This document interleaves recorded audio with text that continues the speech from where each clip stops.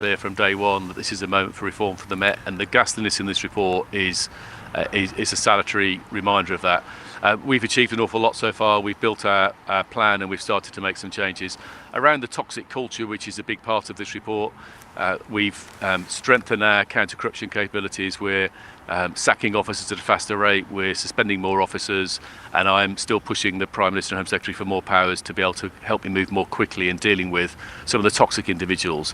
Helpfully, I know the majority of my colleagues are up for this. I'm getting more information from them, and that's helping us deal with the people who are the problems. More widely, we're strengthening our neighbourhood policing, we're improving our service to victims, we're growing our rape detections. We're step by step making progress. I'm not glib about this. Louise Casey's report is a galvanising moment, and there's an awful lot to do. But step by step, we will reform the policing of London, and I hope Londoners work with us on this mission. You mentioned a galvanising moment. If I take you back nearly a quarter of a century to the Macpherson report, would you say the Casey report is at that level, is even more damning, or is not at the same level as the Macpherson report? Sort of making specific comparisons is slightly invidious, but I think it is of the same magnitude. We have to see this as the same magnitude of moment. And we also have to reflect on, regardless of all the positive changes made in policing over a couple of decades, why haven't we dug deep enough to make the change that's required? And the failures to do that are horrifically illustrated by the stories, by the examples, by the accounts in this report. The thing that makes me optimistic is that the evidence in this report is almost entirely from my people, from my colleagues. They care deeply about this, they're frustrated, they want us to be better, and I think because of their motivation, with the right leadership, we will succeed.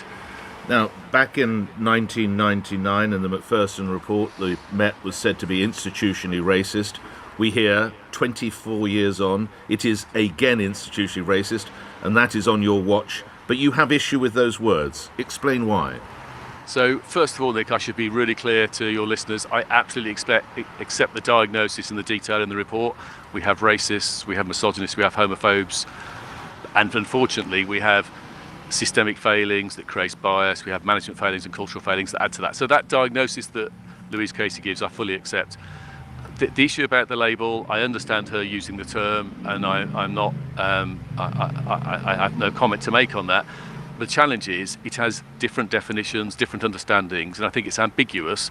And you'll have picked up on your show over the years, it's also become quite politicised in its interpretation, and I need to stay out of that space. But none of that is any sort of stepping back from or avoiding the facts in this report, the diagnosis, and the scale of the job at hand. So your issue is with the word institutionally, not with the word racist, just to clarify?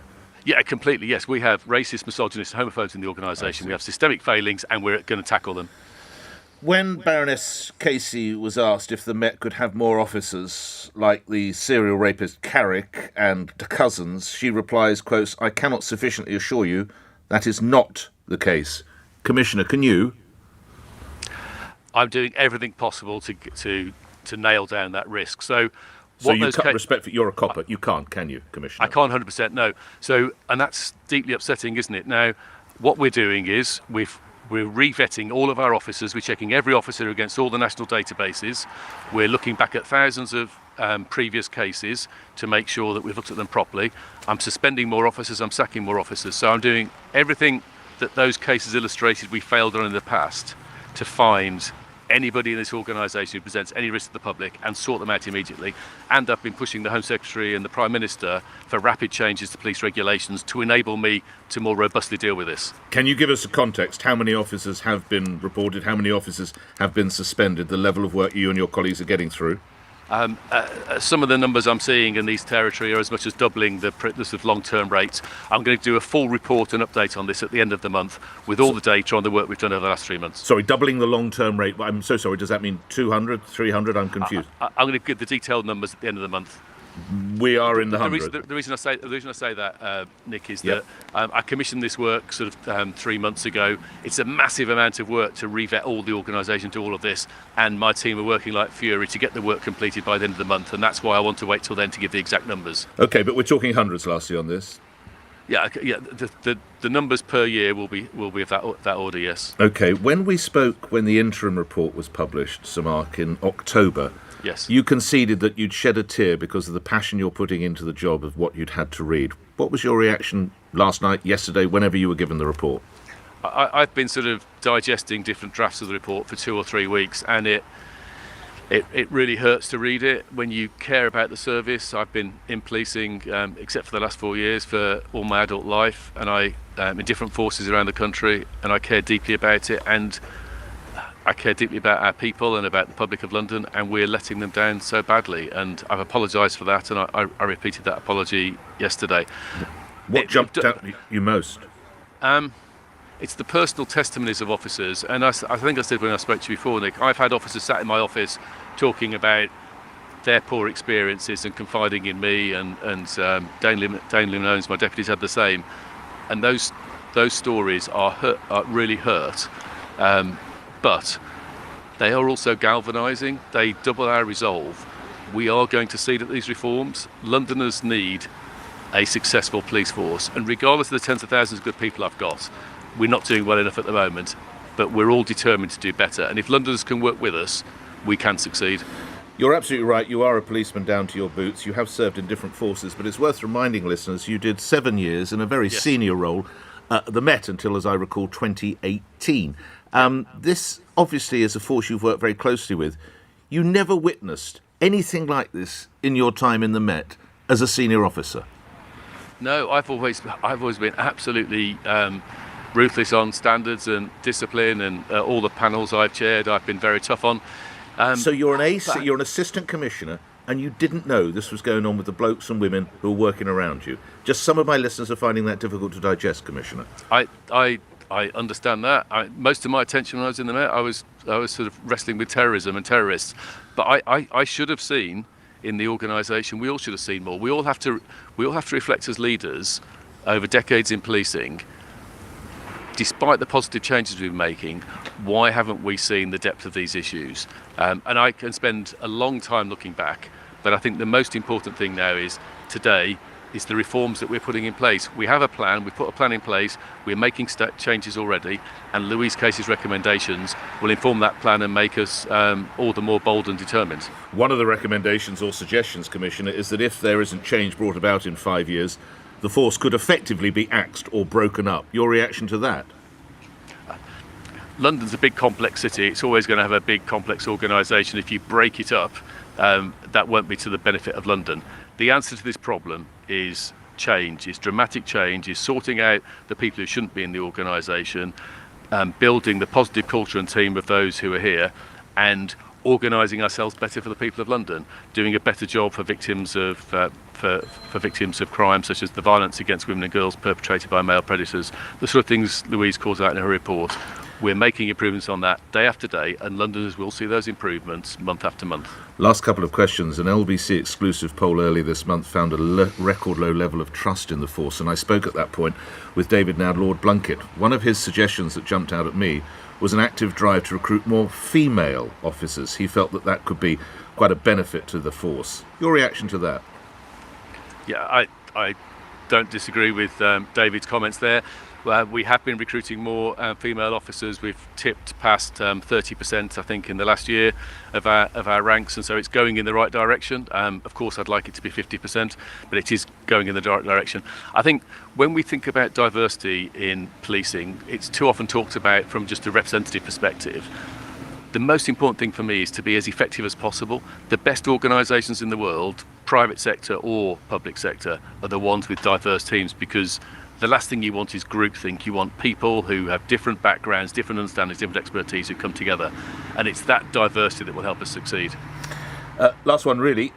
Two teams you'll know well, MO19, the Specialist Firearms Command, and the Parliamentary and Diplomatic Protection Unit, seem to be operating effectively as units unto themselves. They are ordering kit that is not required, and effectively their own units. Why? So, yes, Baroness Casey calls out the culture in our firearms units, and it's deeply concerning what she reports. We've put new leadership in place in the Parliamentary Diplomatic Command. We're going to do big radical reforms in that area. These, What do you mean by radical reforms, Commissioner? We're going to increase the turnover, get lots of new younger officers in there, change the way they're working. We've got authority from Parliament to fund the diplomatic protection, to put more sergeants in there to change the culture. So we're making multiple changes. But these must be units you knew well as AC in your previous role. You must have known what was going on with these blokes. And I say blokes deliberately because it seems a very blokey culture. I've tackled issues in those environments. They do some fantastic operations. There are some great people there who are going out confronting dangerous people day to day. Very brave, I accept that. And they're very brave people.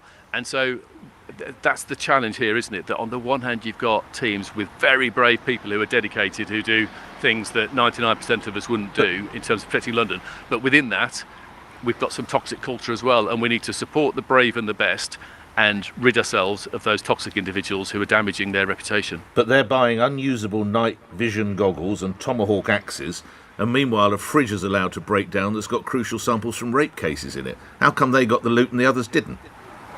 Yeah, and that's one of the points that Louise Casey makes, is that the day-to-day service to Londoners isn't getting the resource levels that sometimes the specialist units do, and myself and my deputy Lynn Owens, we're resolved to tackle that, and we're confronting that day in and day out.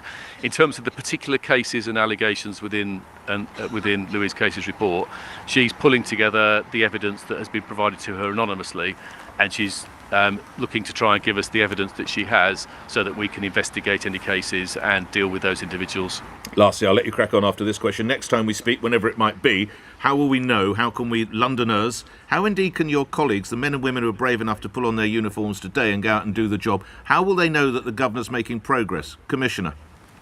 So I think there's two things I would talk about here. One is the service to Londoners and how that improves day in and day out. So, for example, our improving of solving rape cases would be one example of that, or our improving of our response to 999 calls. And then on the culture and standards issues, the core part of that, and the first piece for me, is to clear the ground from under my feet of those individuals who shouldn't be here. So they're going to see more of their colleagues leaving the organisation, and they will welcome that, because these are the individuals who they know let them down. And that review of numbers you said will come later.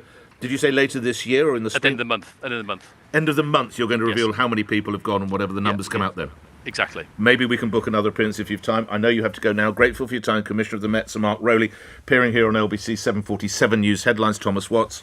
The Met Police Commissioner, Sir Mark Rowley, has told Nick he is determined to reform the UK's largest force. It's after a review by Baroness Casey found deep-seated racism, misogyny and homophobia at Scotland Yard. Also today, Brexit-supporting MPs are set to deliver their verdict on the latest plans for Northern Ireland trade. LBC weather, a mixture of bright spells and showers for most, a high of 15 Celsius. LBC Travel, I'm Joanne.